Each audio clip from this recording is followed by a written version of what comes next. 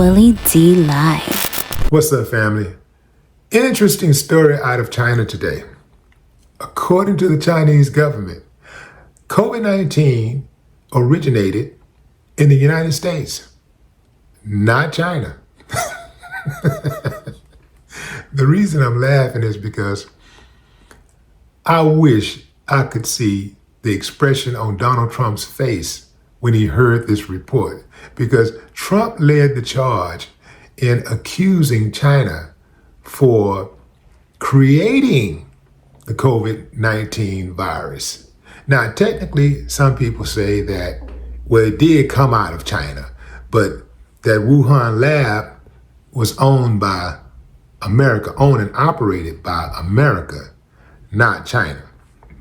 Chinese officials penned a paper pointing an accusatory finger at the United States for facilitating the spread of COVID, an infectious respiratory disease that quickly passes from person to person.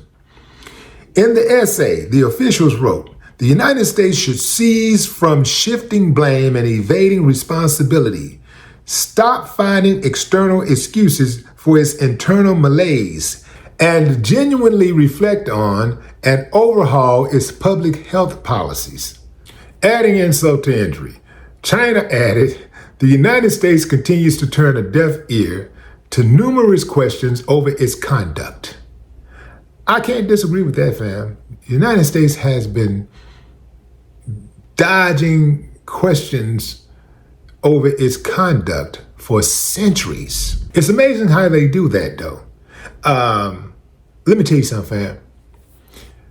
Most of the time, when you hear America accusing another country of something, America is guilty of that exact same thing, just like its politicians. Most of the time, when these politicians accuse one politician or some other person of doing something, they're guilty of the exact same thing. This is how oftentimes you can know what they're up to. Just listen to what they accuse others of doing, and boom, you got your answer. We had 1.2 million people in the U.S. alone who died of COVID, allegedly. I say allegedly because a lot of people died of cancer and heart attacks and things like that. And because they also had COVID, they just called it COVID. They called it a COVID death. So many people believe that those numbers are highly exaggerated. I'm not on the inside, fam. All I know is I lost a few people myself who allegedly had COVID and died. Many of these people, including my favorite aunt, had pre-existing conditions, but they called it COVID, so it is what it is.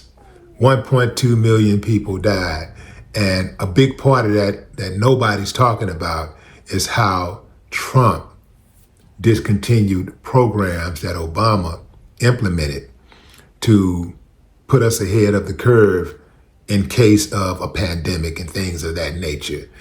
Nobody's talking about that. Really, Trump is big time to blame for a lot of people dying over COVID because America's response to COVID was slow, meaning that hundreds of thousands of people could have been saved.